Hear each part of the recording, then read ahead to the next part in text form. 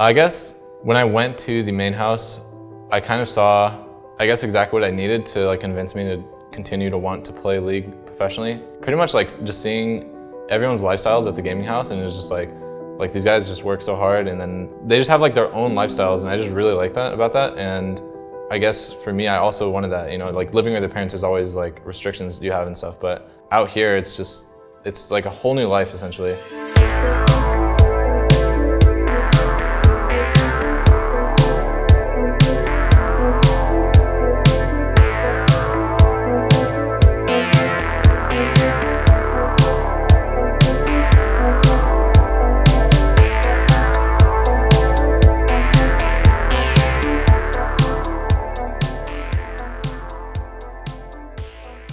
So I started playing League of Legends back in like 2013, I'd say. And at the time I was just playing a lot of WoW with my friends. And that was like pretty much the game that I grew up on, is just playing WoW all the time with one of my best friends. And pretty much we would have phases where we'd get bored of WoW, and then we'd go to like a different game, and then we'd always come back to it. And then this time it was like, this different game just happened to be League of Legends, because it was like the new popular game. It was like season 2, I think, when I first started. And it was like the popular game that everyone started playing, and I was like, oh, maybe I'll try it. And I just remember my first game, since I came from WoW, I thought attack speed was just really broken, and I saw a recurve bow in the shop, and it was 40% attack speed. And I was playing Katarina, and I just bought like 6 recurve bows. And I was like, wow, like I'm just attacking so fast. And I just thought it was really good. And but I always thought League would be a game I would play for like 1 game every couple days.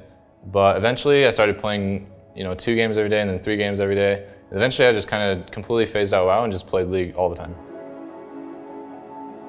So I was like a Diamond 2 player. I was playing AD carry still, and I saw a Reddit post, and it was pretty much like, if you're a Diamond 3 plus player and you want to play competitive, talk to me, something like that. And the guy who made that post was a friend of mine who I've known for the past like 4 years. His name is Agent, and he actually knew the mid laner of Denial, which was Nubby Pooh Bear, and he helped me get on the team by just saying like, hey, this guy's really good, you should try him out. And so pretty much they were looking for a new AD carry.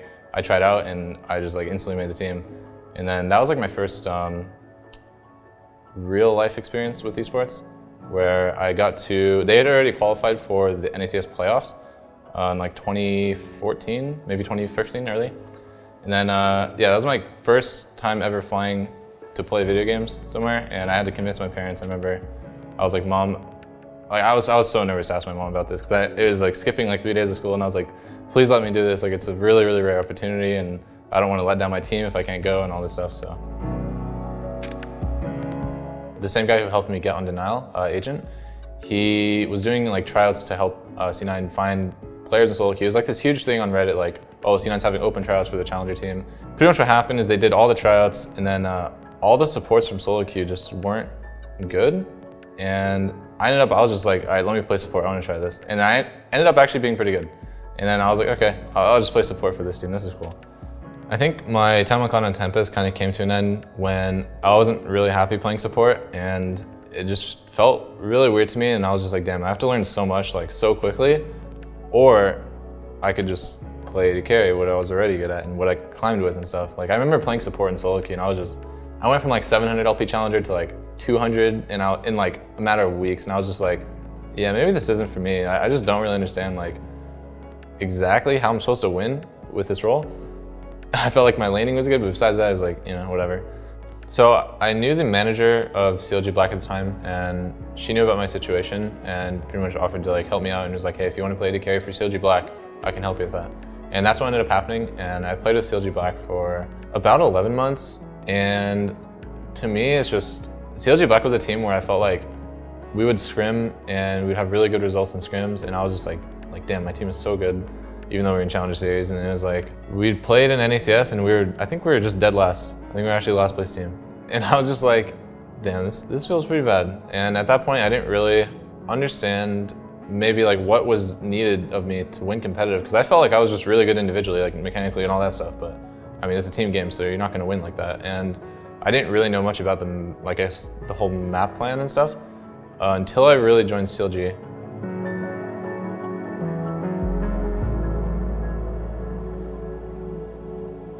When we subbed out double lift because of the pinky incident where he hurt his pinky on the basketball hoop, we needed a sub, so we flew in Trevor, and we felt like once we tried Trevor out, that it wasn't actually that scary to like replace double lift, and that people were approaching like his level, because at the time he was like such a standout player from his role, and to see somebody perform in his place to like an even or like in some ways like a higher level was really like surprising for me. So I felt like that was something that I didn't see with many players, and that was something that showed in Trevor.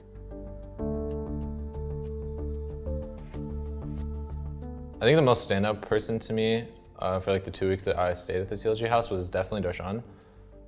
He would pretty much like go out of his way to, you know, ask like, hey, you want to go get food with me? Let's get lunch. Do you want to get dinner? All this stuff, and he just made me feel really welcome there, and like I wasn't just like an outsider that was just there because, you know, contractually I was there. He made me feel like I was wanted there, and for me that really stuck with me in like a really positive way, and just made me respect Darshan a lot. I think the most important thing is like, especially when a new person comes in, that you make them feel welcome, and like you kind of make them feel like they can be comfortable here, and like this is their like new home, because it kind of is. Like when you're a pro gamer and you live in a gaming house with 4 other pros, you're there not only 12 hours a day when you're like scrimming and practicing, but after that at the end of the day.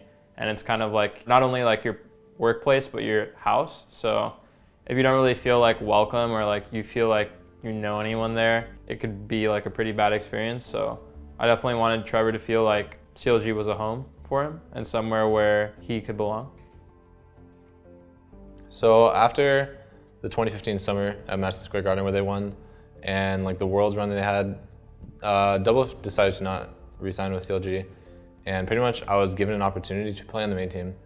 And at the time, I remember I had other LCS offers, and it like, you know, finally it came up to me. I was like, damn, I got other LCS offers. This is what I wanted. And I was also interested in like every option they had. And essentially what made me stay with CLG was pretty much Afro just told me like, straight up he wanted to play with me. And for me, that was just like felt really personal, and felt really like he wanted to play with me. And I was like, wow, like he wants to play with me. And I was like, okay, I'm gonna take this one. I would say just joining CLG made me become like a really different person. And at beginning, I think I was definitely, you know, just like fresh out of high school, just like some kid who came in, and I had a lot of things to learn just about life in general. And I feel like I've learned a lot throughout the past couple of years. So I think at first, like the biggest growth I saw with Trevor was, I think he was already like really talented mechanically, and he didn't really have to work on that as much, but a lot of what he had to work on was like mindset stuff. And like I think during his first split, that's what I saw him improve on a lot, from like his communication to just like his general mindset for like LCS games, practice and stuff like that.